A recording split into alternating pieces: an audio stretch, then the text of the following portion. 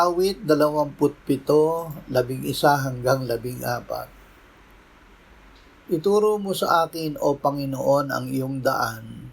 Akayin mo ako sa patag na landas dahil sa aking mga kaaway.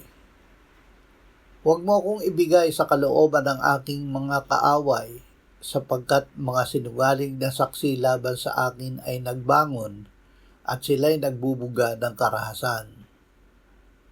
Ako'y naniniwala na aking masasaksihan ang kabutihan ng Panginoon sa lupain ng mga nabubuhay. Maghintay ka sa Panginoon, magpakalakas ka at magpakatapang ang iyong puso. Oo, maghintay ka sa Panginoon. Ang paghahanap ng pakiramdam ay hadlang.